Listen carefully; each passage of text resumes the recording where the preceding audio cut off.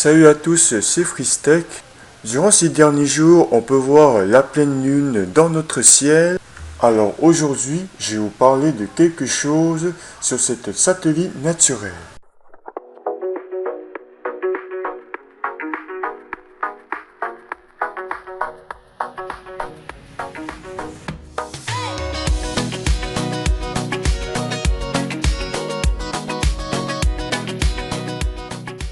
Depuis toujours, tout notre genre d'êtres vivants, qu'on appelle les Homo, à chaque début de nom de chaque espèce, ils ont toujours été vécus sur Terre, notamment nous. Alors l'homme a évolué sur Terre, il a franchi toutes ces espèces pour devenir l'Homo sapiens, qui est tout simplement nous, les êtres humains. Depuis très longtemps, l'homme a conquéri de plus en plus d'endroits, notamment pour le territoire et pour les ressources naturelles. Nous avons construit des villes qui sont toujours en expansion. Aujourd'hui, on a pas mal conquéri toute la planète, notamment on a découvert l'Amérique, les régions polaires comme l'Arctique et l'Antarctique, qui a un climat extrêmement froid. Au IIe siècle, Lucien de Samosate est la première personne connue à avoir imaginé un voyage dans l'espace pour y aller dans un endroit hors de la Terre. Il n'y a jamais eu de bateau volant qui va vers la Lune, mais c'était bien essayé, c'était une belle imagination pour l'époque. C'est en 1969, donc il y a 50 ans, que l'homme a enfin mis les pieds sur la Lune et que le rêve depuis le IIe siècle est enfin devenu réel. Sauf le bateau volant. Pour fêter l'événement, il y a une série de vidéos basées à ce sujet. Aujourd'hui, dans cette vidéo, je vous présente l'histoire, le déroulement de la mission et à la fin, je vous explique pourquoi on n'est pas retourné sur la Lune depuis 1972. Donc c'est parti. Si vous voulez en savoir plus sur l'histoire de l'imagination à l'époque, je vous invite à aller voir la vidéo sur le lanceur le plus puissant de l'histoire. 4 octobre 1957, le tout premier objet fabriqué par l'homme a été mis en orbite dans l'espace par le premier missile balistique intercontinental R-7 Semioka.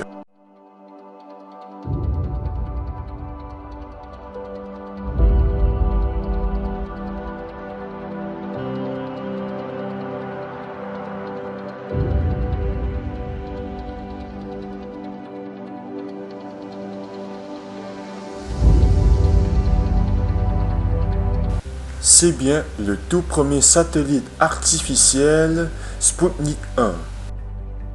Lorsqu'il a fait son premier bruit de bip bip, c'est bien le tout début de la conquête de l'espace.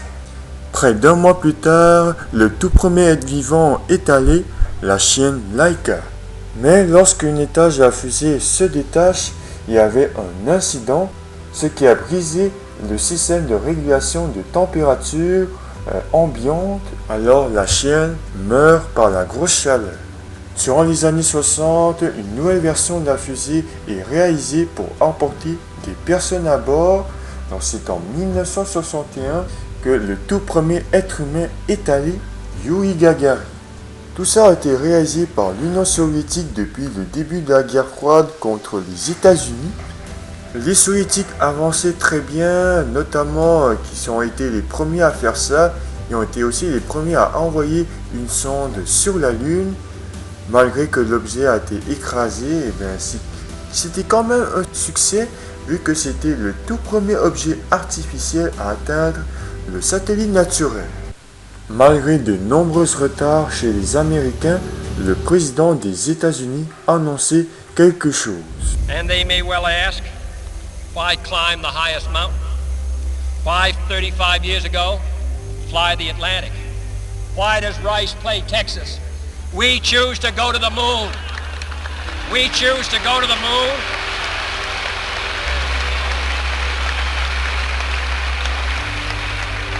We choose to go to the moon in this decade and do the other things. not because they are easy, but because they are hard. That goal will serve to organize and measure the best of our energies and skills. À l'époque, il y avait beaucoup de monde qui pense que le président Kennedy est un gros malade, vu que les États-Unis n'ont même pas encore envoyé un homme dans l'espace. Pour d'autres, ça serait réalisable malgré que le rêve date depuis des siècles. C'est en 1958, bien avant que le président avait annoncé ce message, que le premier programme spatial des États-Unis avait lancé pour avoir des Américains dans l'espace. Mais ils ont pris du retard vu que c'était les Soviétiques qui avaient été envoyés en premier. En 1964, après l'annonce de Kennedy, une nouvelle mission de notre programme est lancée. Ce programme permet d'avoir de nouvelles techniques spatiales comme les sorties extravéhiculaires, mais c'était toujours les Soviétiques qui ont fait les premiers. Une sortie extravéhiculaire, c'est de sortir un homme de la fusée dans le vide de l'espace. Mais il y a aussi une autre utilité pour Gemini, c'est une préparation pour aller sur la Lune, comme se coller deux vaisseaux ensemble. C'est ce qui est très utile pour l'idée du rendez-vous orbital lunaire de Johnny Ball. Pour en savoir plus, allez voir la vidéo sur la Saturne V. En 1966, une sonde américaine a atterri sur la Lune pour la première fois sans s'écraser. Ce fut un gros succès pour commencer le programme Apollo, puisque ça permettait de savoir où et comment atterrira le futur module lunaire qui transportera les astronautes. L'année suivante, la première mission Apollo avec équipage à bord est lancée. Il avait l'objectif de tester le vaisseau Apollo qui inclut le module de commande et de service, futur engin en orbite autour de la Lune pour attendre le module lunaire qui atterrira sur la surface et la rejoindre lorsqu'il quittera. Les personnes à bord étaient Virgil Grissom, Edward White et Roger Chaffee dans le lanceur Saturn 1B, qui est la génération précédente du futur lanceur ultra puissant. Le module de commande se situe tout au sommet de la fusée et c'est là que les astronautes embarquent. Le 27 janvier, ils testent le vaisseau pour s'assurer qu'il est capable de fonctionner de manière autonome pour le lancement prévu le 21 février. Lorsqu'ils sont rentrés, le module est entièrement fermé et sans liaison avec l'extérieur, ils ne peuvent communiquer que par radio. Tout à coup, une surtension électrique est constatée. Un feu s'allume à l'intérieur de l'engin entièrement fermé et se propage rapidement. White tente d'ouvrir la sortie pour s'échapper, mais n'arrive pas. Toutes les personnes à l'extérieur se sont évacuées par peur d'explosion. Ils se sont retournés quelques instants plus tard pour ouvrir la sortie des 3 astronautes, mais trop tard, ils sont décédés. C'était un grand problème dans le programme Apollo. Comment aller sur la Lune avant la fin de la décennie alors qu'ils n'arrivent même pas à avoir un vol sécuritaire? Avant la prochaine mission, le vaisseau subit plusieurs modifications pour mettre dans la fusée lunaire géante. Combinaison moins inflammable, câble électrique mieux isolé, l'écoutille de la sortie est modifiée pour ouvrir plus facilement de l'intérieur. Lancement de la fusée la plus puissante pour les futurs marcheurs lunaires, la Saturne V. We'll count down from starting at T-minus 20. T-minus 25. Stage is reporting ready for launch. T-minus 20, 19, 18, 17, 16, 15, 14, 13, 12, 11, 10, 9. Ignition sequence starts. 5, 4. We have ignition. All engines are running. We have liftoff. We have liftoff at 7 a.m. Eastern Standard Time. The tower has... My God, our building's shaking here. Our building's shaking.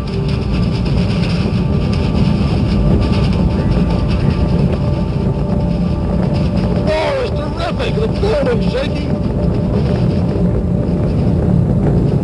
This big glass window is shaking. We're holding it with our hands. Look at that rocket go into the clouds at 3,000 feet.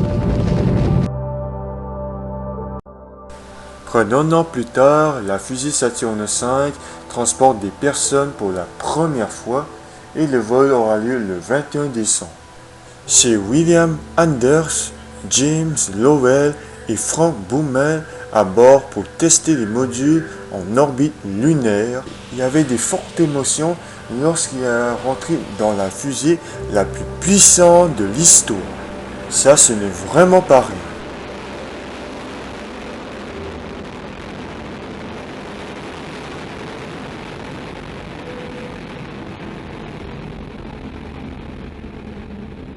Contrairement à la navette spatiale, cette fusée il fonctionne seulement une fois.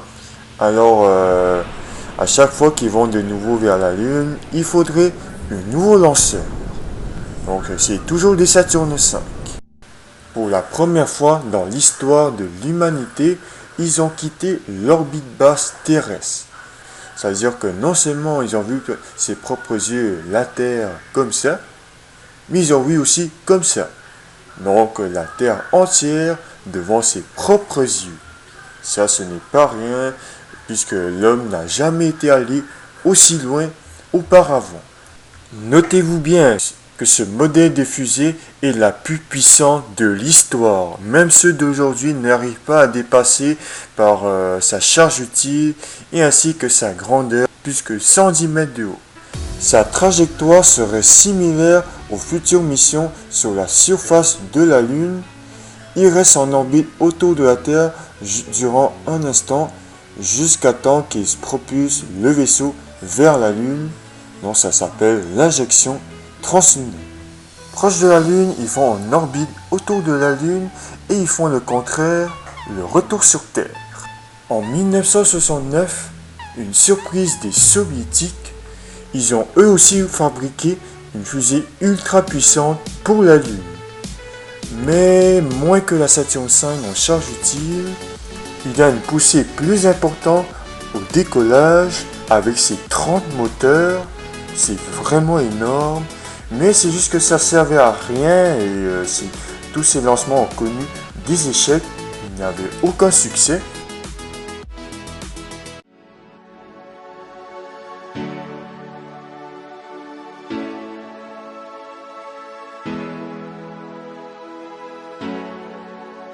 T-minus 1 minute, 35 seconds.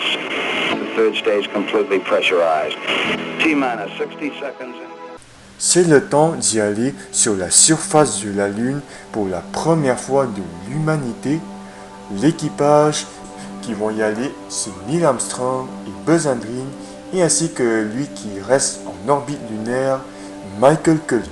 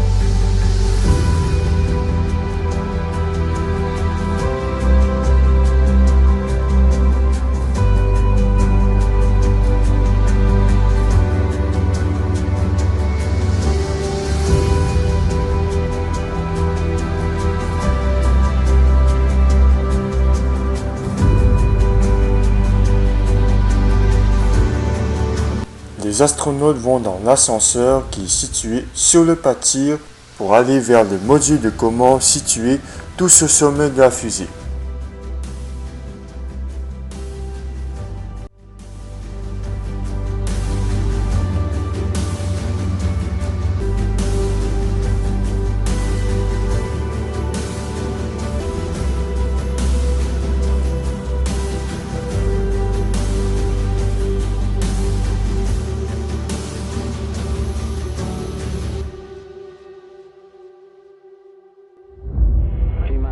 15 seconds. Guidance is internal.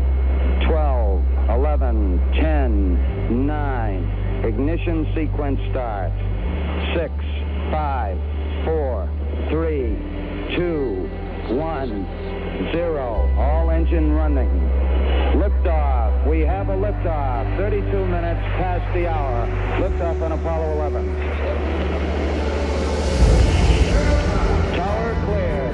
We got a roll program. Neil Armstrong reporting the roll and pitch program, which puts Apollo 11 on a proper heading.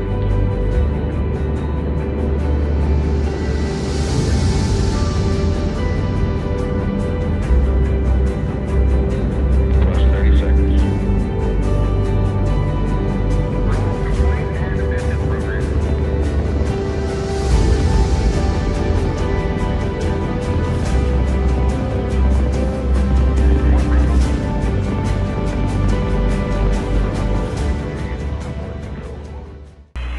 11 Houston, you are go at 5 minutes. Roger, your Apollo 11's go. Therefore, I just turned day on. Roger, we concur with the logic. Yep. Set complete. Roger, that'll be. Okay, got .7, I'm going to stop there. Okay, release. Roger 11, we recommend you turn the O2 fans on manually and ensure that the O2 heaters are in the automatic position. Lors de l'injection translunaire, le vaisseau tourne en rotation pour maintenir la chaleur dans tous les côtés, donc pour éviter que l'un est surchauffé et l'autre reste dans le grand froid. À peu près comme l'utilité du rotation de la Terre.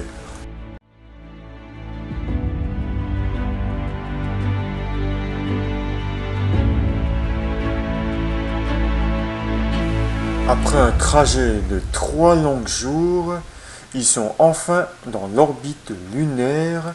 C'est le temps de séparer le module lunaire du vaisseau qui contient le module de commande et de service. Michael Collins reste en orbite pour surveiller son module durant le séjour de Neil et Buzz en surface par le module lunaire. Roger, copy. Altitude 4200. Houston, you're a go for landing, over. Ce moment est extrêmement stressant pour les astronautes et les contrôleurs à Houston puisqu'il y a une alarme qui a déclenché dans l'ordinateur. Le programmeur avait dit que cette alarme veut dire que l'ordi est en pleine capacité, mais selon lui ce n'est pas si grave puisqu'il n'affectera pas la mission. Comparé à la technologie aujourd'hui, même une clé USB est beaucoup plus puissante qu'un ordinateur Apollo. Bien sûr, ils sont en train de parler en anglais, mais vous pouvez entendre leur stress en ce moment. 1400 feet, still looking very good. Roger, 1202, we copy it. 35 degrees. 35 degrees, 750, coming down to 23. 700 feet, 21 down, 33 degrees. 100 feet down at 19. 540 feet down at 30 and at 15.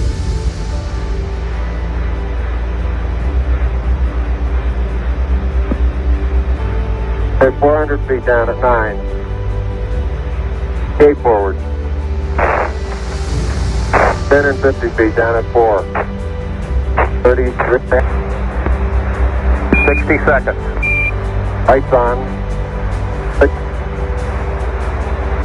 Down 2.5.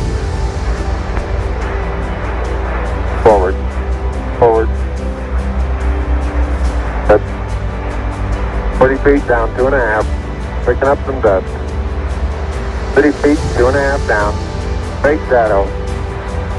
4 forward. 4 forward. Drift into the right a little. 20. Down 1/2. 30 seconds. Forward. Just. Okay. Contact light. Okay. It's one small step for man, one giant leap for mankind.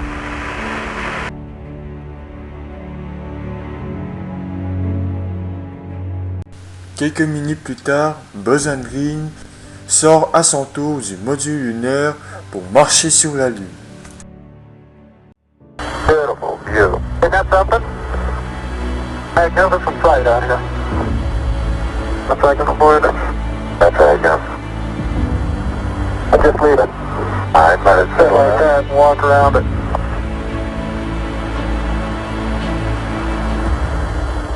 Houston, how's that field of view gonna be? Depuis très longtemps, nous avons plusieurs croyances sur la Lune. Depuis des siècles, plusieurs personnes croient que c'est trop dingue de quitter la Terre pour aller aussi loin, tellement que c'est incroyable.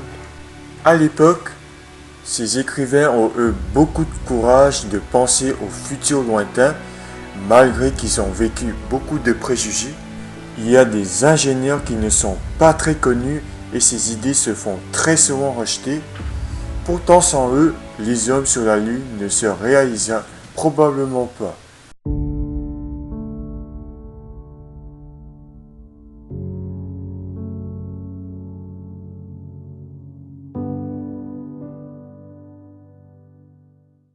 One, zero, all engine running. Liftoff. We have a liftoff. 32 minutes. Hi, I'm Mike Collins, astronaut on Apollo 11. 50 years ago, I went on an adventure which took Neil Armstrong and Buzz Aldrin to the surface of the moon for the first time in history, while I stayed in orbit 60 miles above them in the command module, which would eventually bring us all home. After a big breakfast, our rocket lifted off in the morning of July 16, 1969. Neil, Buzz, and I felt the weight of the world on our shoulders. It took around 400,000 people to land humankind on the moon. From engineers to computer programmers to the people who sewed airtight spacesuits. We thought our onboard computer was very sophisticated, but in fact it had less computing power than what we all carry around in our pockets today. NASA worked with 3 antennas around the Earth, one in Spain, one in Australia, and one in California. So our team in Houston could see us anytime and tell what our trajectory should be, no matter which way the Earth was turned. We were in constant sunlight between the Earth and the Moon. In order to regulate the temperatures on Apollo 11, we had to perform a maneuver which some called a barbecue roll, in which we rotated sideways like a chicken on a spit.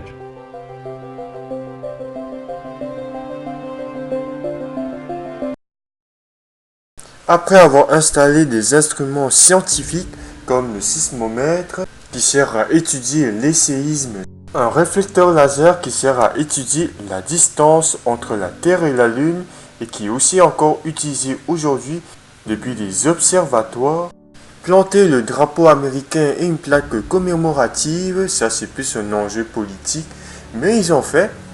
Il est temps de retourner sur Terre après 21h36 sur la surface de la Lune.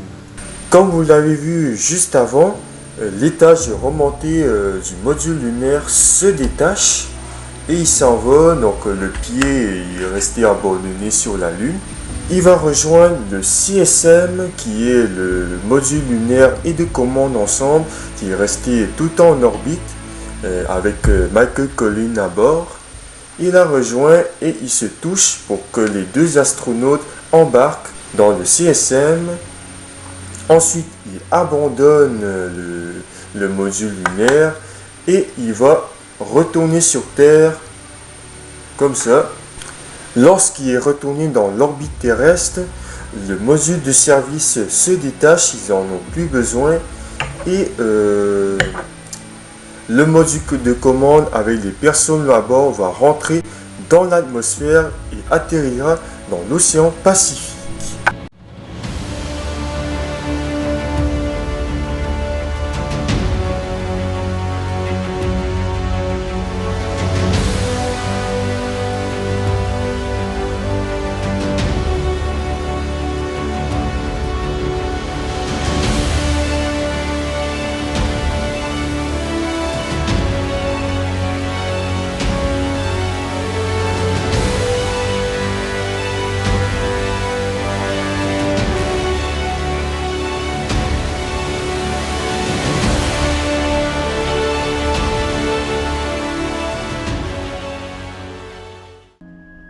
Par peur de contamination, ils ont décidé de les mettre en quarantaine pour quelques instants et tout à coup, une surprise du président des États-Unis.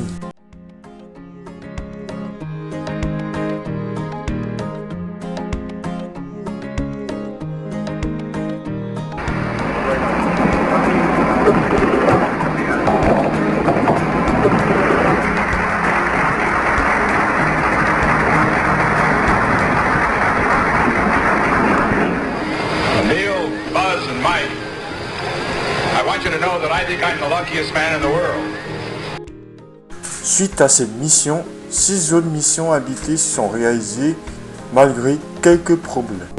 2, 1, 0. All engines running. Commit. Liftoff. We have liftoff. 11:22 a.m. Eastern Standard Time. Comme le lanceur qui s'est fait frapper par la foudre durant la mission Apollo 12. C'est ce qui a causé une panne temporaire des instruments et des données télémétriques qui ne s'affichent plus durant quelques secondes.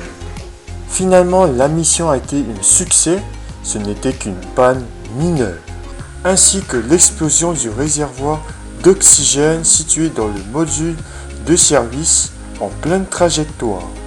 C'est ce qui a causé l'échec de la mission Apollo 13. Mais il y a aussi du nouveau comme un véhicule tout-terrain sur la Lune durant Apollo 15, 16 et 17. C'est ce qu'on appelle le rover lunaire. Ce programme devient ultra coûteux et explose le budget de la NASA, agence spatiale américaine. Apollo tire à sa fin. Faute de financement, les missions 18, 19 et 20 sont annulées, dont les derniers pas des hommes sur la Lune sera Apollo 17 avec Gene Cernan et Allison Smith. L'objectif principal de ces événements, c'était pour montrer la supériorité des États-Unis dans le monde, surtout sur l'URSS, de nos jours la Russie. Donc c'était plus un enjeu politique. Mais ça a aussi fait un très gros pas scientifique, puisque ce n'est pas un projet très simple. Seulement pour les Saturn V, ils ont besoin des milliers de scientifiques, ingénieurs et informaticiens pour le faire réaliser, même si chaque lanceur est utile qu'une seule fois. Il y avait la plus grande taille de l'histoire, plus de 110 mètres de haut, la seule à avoir quitté l'orbite basse terrestre et avec les moteurs à simple tuyère les plus puissantes de l'histoire. Ça, c'est le bruit d'un Lamborghini. So Lamborghini? That's so loud. What do you know? It's so loud.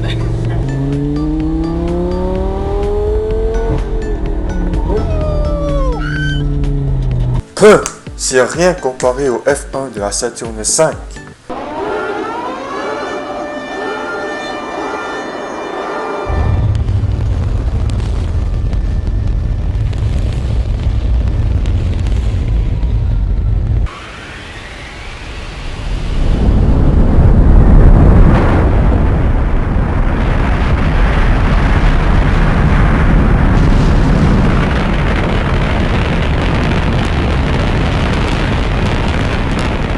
Si t'écoutes ça, prépare-toi tes oreilles.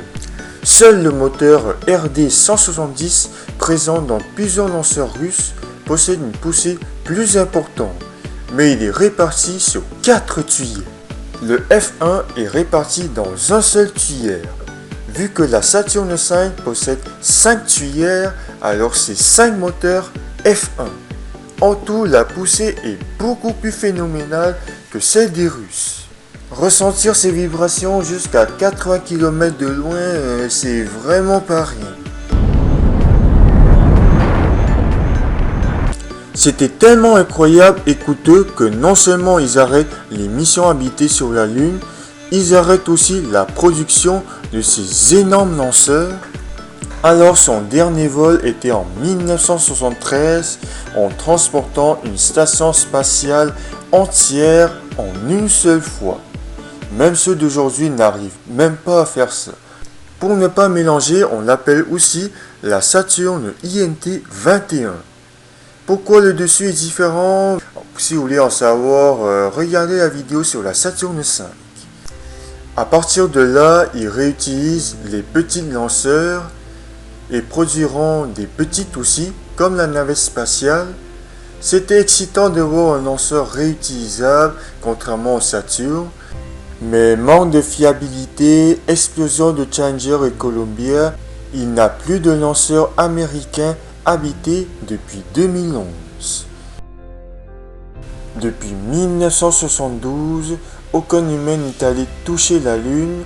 Ça fait plus de 40 ans qu'on reste coincé dans l'orbite basse terrestre. Quand on va retourner, plusieurs projets sont en cours, mais ce n'est pas 100% certain que ça va se réaliser. Pourquoi c'est impossible aujourd'hui, même si la technologie des années 60 le permet? Notez bien qu'à l'époque d'Apollo, c'était en pleine guerre froide. Depuis que les soviétiques commencent à conquérir l'espace, ça a fait un choc aux Américains sur sa supériorité, dont chacun cherche à être une nation plus puissante que l'autre. Depuis les succès de l'URSS, l'inquiétude américaine augmente, notamment les armes nucléaires et la conquête. Le seul moyen de les battre, c'était les hommes sur la Lune. Pour le faire, il faut principalement prendre une grosse partie d'argent du fédéral, explose le budget de l'agence spatiale à plus de 100 milliards de dollars américains. Apollo avait moins que ça, mais aujourd'hui, vu que l'argent vaut plus cher, il faut vraiment plus que 100 milliards. Fonce aux dangers comme Apollo 1 et 13, et ainsi que gaspiller l'argent même si on n'aura pas assez. Mais comment gaspiller? C'est-à-dire, quand on dépense pour aller sur la Lune, on ne gagne pas d'argent. La Lune n'a pas de monnaie sur sa surface. Après le programme Apollo, il reprend la Saturn 1B. Il lance un projet de navette spatiale pour économiser. Après, pour économiser encore plus de lanceurs habités. Pour les théories du complot, ça j'embarquerai pas là-dessus.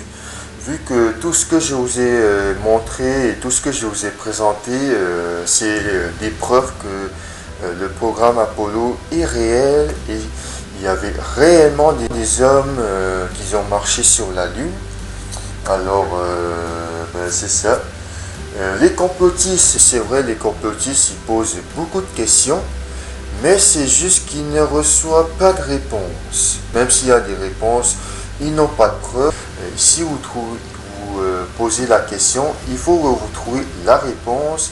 Et non seulement vous trouvez la réponse, il faut que vous trouviez une preuve. Voilà. Et tout ce que je vous ai montré dans cette vidéo, il n'y a pas de preuve que les complotistes ont raison.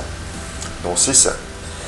Alors aujourd'hui, 3 pays ont fait des grands projets pour envoyer les prochains humains sur la Lune. Donc non seulement il y a les États-Unis, mais aussi l'Europe et la Chine. La Chine est bel et bien une nouvelle puissance mondiale, mais ça je vous poserai ça après. Commençons par les États-Unis. Récemment, Donald Trump avait annoncé qu'il va envoyer les prochaines personnes en 2024. Est-ce que ça c'est vrai? On n'est pas sûr si ça va se réaliser. Je vous répète, pour réaliser un programme de type Apollo, il faut dépenser plus que 100 milliards de dollars. Donc ça, ce n'est pas le seul critère, mais c'est un critère très important. Donc Donald Trump n'a pas dépensé 100 milliards, ça on oublie ça. Et le gouvernement non plus, là, parce que il faut vraiment investir beaucoup. Bon, il y a aussi Elon Musk et le créateur d'Amazon, je me souviens plus quoi son nom. Comme je vous avais dit, pour le réaliser, il faut gaspiller. Alors, gaspiller, on devrait dépenser, mais en retour, ils n'auront pas d'argent, comme il n'y a pas d'argent sur Mars. On peut pas ramasser on peut pas trouver des billets d'argent sur Mars, c'est impossible. Hein. Fait que le gouvernement devrait dépenser sans avoir de retour en argent. Voilà. Ça, c'est vraiment un gros enjeu sur l'argent, le budget et tout ça, voilà. Donc si Elon Musk, il dépense sans avoir de retour d'argent, ben, c'est possible que ça soit réalisable. C'est très possible. Sinon, ben, c'est impossible. Maintenant, pour l'Europe, ils ont un très gros enjeu scientifique. C'est une première parce que ce n'est pas le cas pour les programmes Apollo, puisque non seulement ils envoient des personnes marcher sur la Lune, mais ils vont aussi installer une base lunaire pour que les astronautes puissent y prendre des séjours plus longtemps et avec des rovers plus sophistiqués comme le Japon, pas le Japon, mais en fait en compagnie automobile japonaise qui est Toyota, vous connaissez tous, qui a proposé récemment un véhicule pour rouler sur la Lune. Voilà, je vous parlerai ça dans une autre vidéo. Et ainsi que finalement la Chine. La Chine, c'est un très grand enjeu politique comme le programme Apollo. Voulait montrer sa supériorité, comme c'était le cas pour les États-Unis durant les années 60. Mais la Chine commence à avoir des grands espoirs, comme récemment il y a la sonde Chang'e 4 qui avait atterri pour la première fois de l'humanité sur la face cachée de la Lune. Avant il y avait l'Union soviétique, mais lui il a survolé, mais la Chine a complètement déposé sa sonde sur la surface lunaire. Je vous en parlerai pas plus puisque la vidéo va prendre fin. Si vous voulez en savoir plus sur pourquoi on ne retourne pas sur la Lune, ben, je vous invite à aller proposer dans les commentaires si vous voulez en savoir plus. Comme ça, je vais faire une autre vidéo basée plus à ce sujet. Cette série prend enfin fin parce que, comme je vous ai dit, je fais une série de vidéos là-dessus. Et celui-là, c'est la dernière. Bon, probablement que je ferai du hors-série, puisque cette série, c'est plus sur fêter ses 50e anniversaire. Et vu que 2019 prend fin, ça prendra 51 ans. Et puis, ouais, j'espère que vous avez compris. J'espère que ça vous a plu. Si c'est le cas, de mettre un pouce bleu. N'hésitez pas à vous abonner. Si je ne vous réponds pas dans les commentaires, vous pouvez m'écrire sur Facebook, Twitter et Instagram. Et sur ce, on se verra dans une prochaine vidéo. Salut!